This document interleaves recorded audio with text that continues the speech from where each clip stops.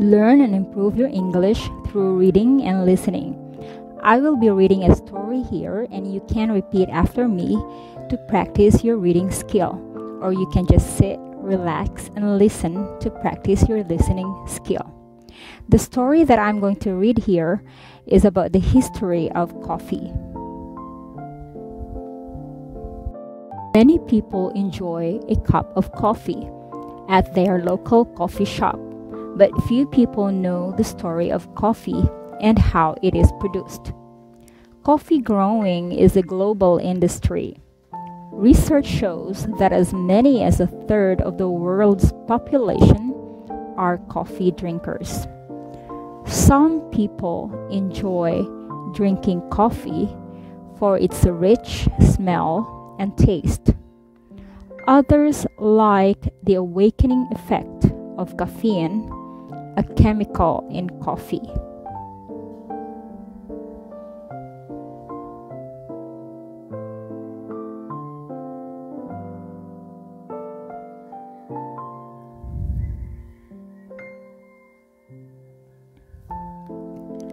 Coffee trees are native to Eastern Africa and areas of the Arabian Peninsula.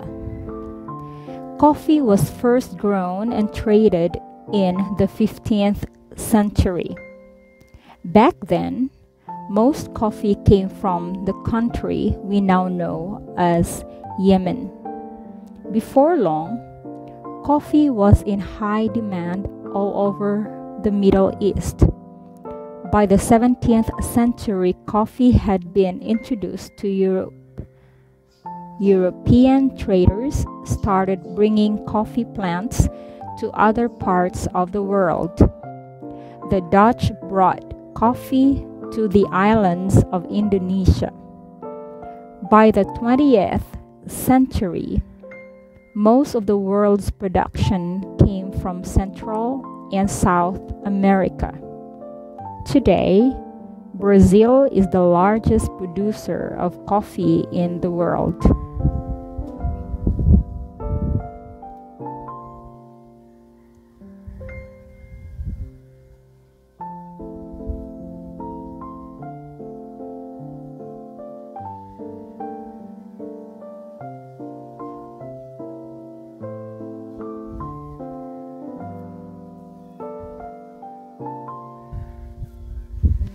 Most people know what a coffee bean looks like, but what about the plant? Coffee trees can grow up to 9 meters high, but they are cut short for production. These trees have shiny dark green leaves that grow on opposite sides of each other on a stem. The plant produces a fruit that is called a coffee cherry.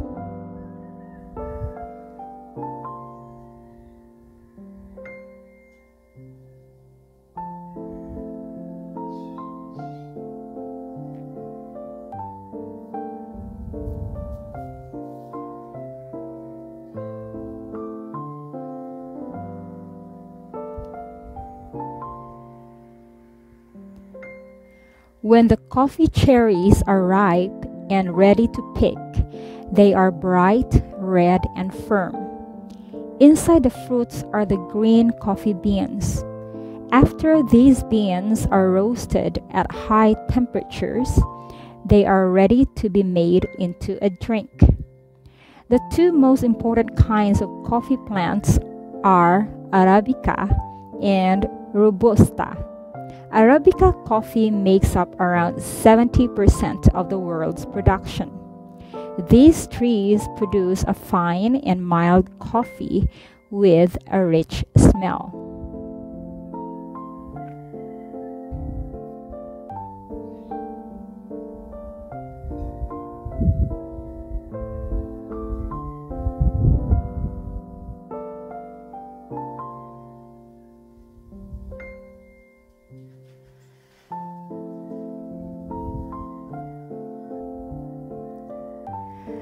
Robusta has more caffeine than Arabica. It is usually mixed with other coffee beans or used for instant coffee. Most of the world's Robusta is grown in Central and Western Africa. It can also be found in parts of Southeast Asia and Brazil. Robusta is less costly to grow because it is more resistant to diseases than the Arabica plant. Also, Robusta plants can survive in a warmer climate.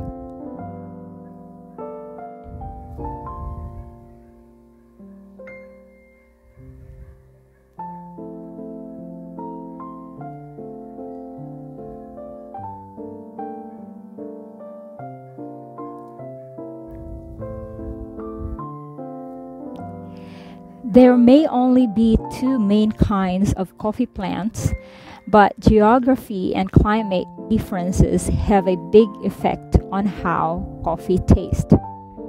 For example, coffee grown in Ethiopia is known for its lively, sharp taste and its flowery smell. Coffee from the island of Sumatra is full-bodied with an earthy and intense taste. Coffee roasters combine beans from different areas to make coffees with different tastes and qualities.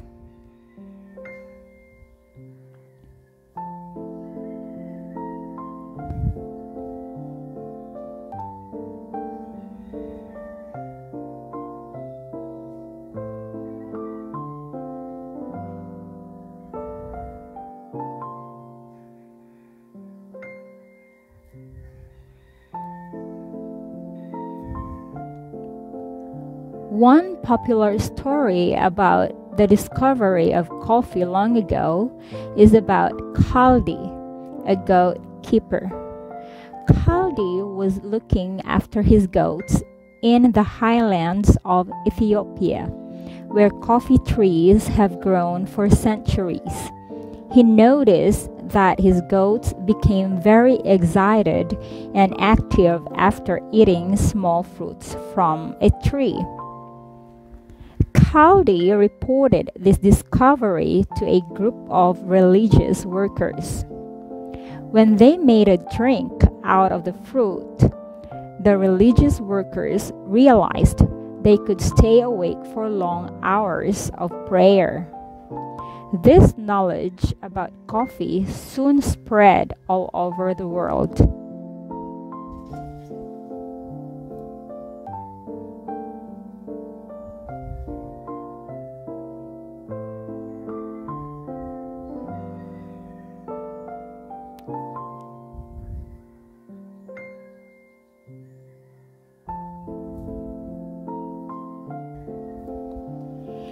In the USA, the number of specialty coffee shops has increased greatly over the years. In 1995, there were around 5,000 shops and sellers specializing in coffee. By 2020, there were about 37,000 coffee shops in the United States. It is hard to walk down a street in an American city without coming across a coffee shop.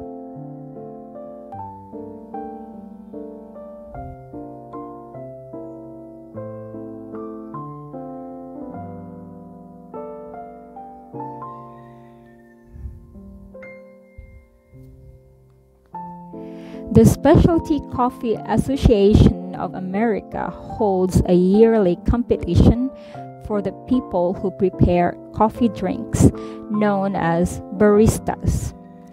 The best baristas from different areas of the country gather to make 3 coffee drinks.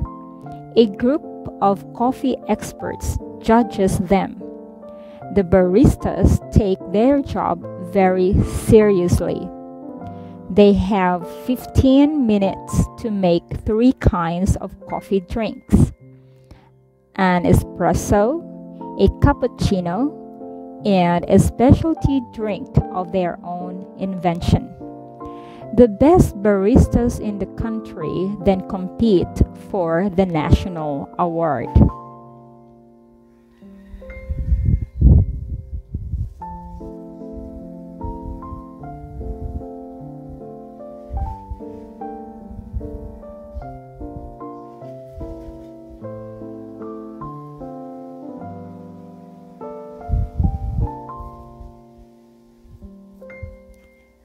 Coffee is the second most heavily traded product in the world after oil.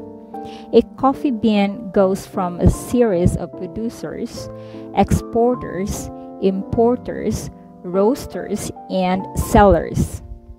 This long chain of production has major social and political effects. For example, some coffee producers and drinkers are concerned about the fair trade movement. The aim of this movement is to make sure that coffee farmers around the world get a fair price for their harvest. Poor farmers are organized into groups called cooperatives. They are guaranteed money under this system. Even if the market price for coffee drops, these farmers can earn enough money to live on.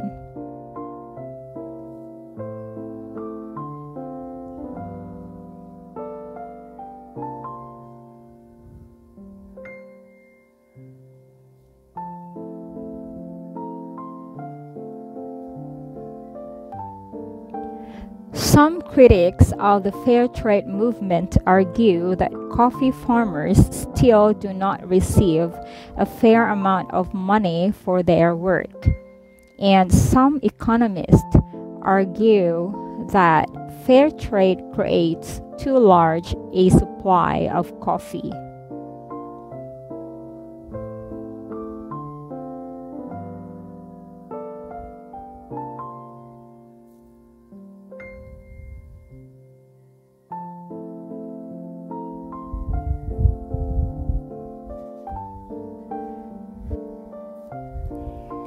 There are also environmental concerns within the coffee industry. Industrial coffee production can have a bad effect on nature. The chemicals used on large coffee farms can hurt soil and water sources. These large farms also cut down many trees to make room for coffee plants. This threatens native plants and birds. Environmental organizations have worked to create rules for producing coffee in environmentally friendly ways. Many coffee drinkers buy this coffee to support their efforts.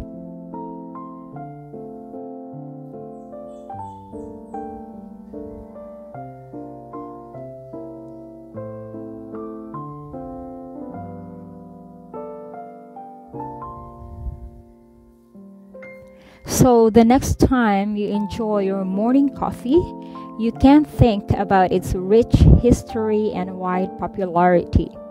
And you can imagine the long distances it traveled to end up in your cup.